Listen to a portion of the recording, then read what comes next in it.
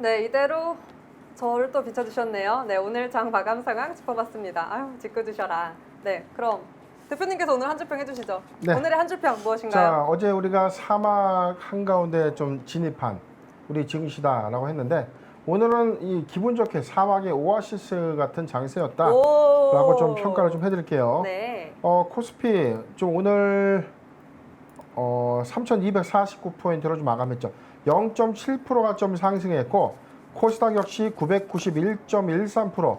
지금 9포인트만 이제 채워지면 천스닥이 좀 회복하는데 지금 다소 좀 이 코스닥의 경우에는 이 종가 부근에서의 어떤 이 상승폭을 이제 크게 가져갔지 못했던 것에 비해서 이 코스피가 오히려 이 종가 부근에서의 어떤 힘을 좀 더 냈다는 점은 8월 14일에 어떤 2분기 실적 보고서에 우리가 주목하는 그런 움직임들이 선행되고 있다. 최근에 우리가 증시 상승의 어떤 건전한 이벤트성 요인들이 좀 많아지고 있죠. 수소차 관련된 이슈, 그다음에 그렇죠. 이 코로나19 백신의 어떤 이 치료제 부분, 그다음에 반도체, 그다음에 2차 전지, 배터리까지 지금 종합적인 어떤 이 조정 구간에 있던 이 종목들의 이 매기가 조금 더 살아나는 그런 흐름들이 좀 있었기 때문에 자, 건전한 조정 이후에 주가가 탄탄한 추세 형상을 좀 유지한다는 지금 이 구간에서는 사막 한가운데 오아시스가 좀 맞지 않겠는가라고 좀 정리를 해드리겠습니다. 네, 시원한 오아시스 오늘장 비유를 해주셨는데요. 네, 다음 주도 오아시스처럼 시원한 장이 되었으면 좋겠습니다. 네, 그럼 계속해서 이번에 주목해볼 만한 이야기를 나눠볼까 하는데요. 오늘은 BDI에 대해서 이야기를 나눠볼까 합니다. BDI가 대규모 유상증자의 진행에 실패를 하면서 자금 조달에 비상이 걸렸습니다. 작년부터 적자에 허덕이는 상황인데다가 이 투자주의 환기 종목에도 지정이 되었고 또 당장 11월부터 상환기일이 돌아오는 물량만 192억 원에 달해서 이 오버행 이슈에도 자유롭지 못할 것 같은데요. 그런데도 BDI로선 당분간 이 유상증자 외에는 자금 조달 어렵지 않을까요, 대표님? 그렇죠. 지금 회사가 크게 선택할 수 있는 자금 조달의 방법은 우리가 알고 있는 것처럼 시장에 유상증자를 통한 지분 투자 방식이 있고요. 전환사채 또는 신주인수권부 사채처럼 회사채를 좀 발행해서 주식의 어떤 전환 요건을 좀 갖거나 아니면 이 채권의 어떤 형태로 좀 발행되는 그런 요소들인데 자, 두 가지 모두 다 투자자 관점에서 먹을 것이 있느냐 관점이에요. 일반 공모 유상증자를 최근에 좀 결정을 했었죠. 잠깐 내용을 좀 보도록 하겠습니다. 회사 BDI가 최종 발행가액 확정된 이후에 청약 결과가 최근에 있었는데 지금 1,000만 주의 이 청약에 590만 주만 이 청약하면서 청약률이 다소 미달됐죠. 60%를 채우지 못했습니다. 청약률이 59.09%, 즉 전체 금액의 59%만 모집됐다.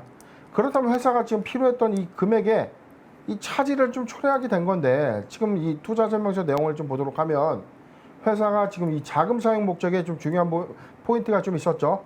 운영자금의 78억 5천, 채무 상환에 378억, 그래서 457억이 필요했는데 한 59%, 60% 나가면은 64, 24니까 지금 한 250억, 260억 정도를 모았다고 치면요. 지금 채무 상환 자금에 사용돼도 턱없이 좀 부족한 금액이 아닌가.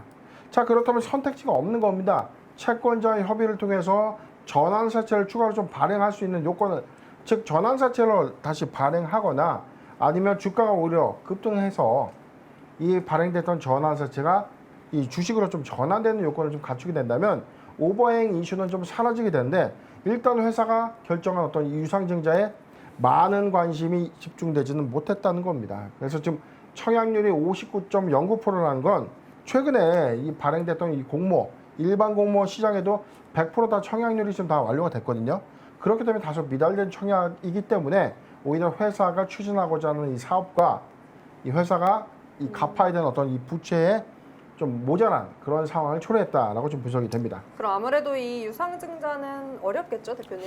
유상증자를 지금 뭐 언론을 통해서 지금 이번 유상증자의 뭐 주된 목적이 이 신규 투자가 아니라 부채 상환이 목적이었는데 이번에 미달됐으니까 이 회사 관계자 전원입니다.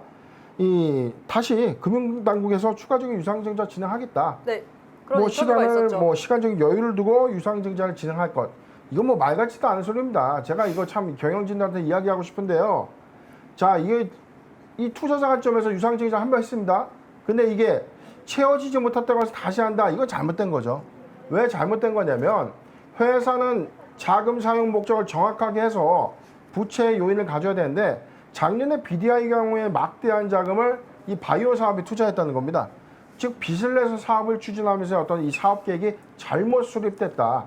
그렇다면 지금 이 주주를 통해서 유상증자를 이미 시작을 한번 했음에도 불구하고 미청약 물량이 있었으니까 다시 금융당국에서 뭐 충분히 허가가 날 것이다? 저는 글쎄요, 좀 쉽지 않을 거다라고 봅니다. 왜냐면 금융당국에서의 어떤 이 투자 설명서 교부 방식 자체가 증권신고서의 어떤 수리 요인 중에 하나가 신중한 투자자의 어떤 이 환금성 제약 요건을 중시하거든요. 즉 이게 회사가 수표 찍어내듯이 계속 유상증자 발행할 수 있는 요건은 아니다라는 겁니다. 한 번의 기회를 받았음에도 불구하고 회사가 충분한 IR과 주주들의 설득 또는 일반 투자자들로 하여금 메리트 있는 어떤 투자 유치행업을 하지 못했다는 겁니다. 그렇기 때문에 이런 시간적인 부분은 불가피하기 때문에 유상증자를 한다는 표현보다 회사의 내실, 즉 구조조정이나 비용화를 좀 더 정리해서 갈 수 있는 그런 현실적인 어떤 요건을 찾는 것이 좀 맞지 않겠는가라고 정리를 해드리겠습니다. 네, 짚어주셨습니다. 보다 BDI에 관련돼서 궁금하신 분들 있으신 투자자분들께서는요, 아무래도 답답한 심정이 있으실 것 같으니까 상단에 있는 전화번호나 또 나중에 안내해드릴 하단에 있는 카카오톡으로 연결해 주시면 저희 자세하게 분석 도와드리겠습니다. 네, 저희 여기서 이야기를 마무리하도록 하고요. 바로 올라올라로 돌아오겠습니다.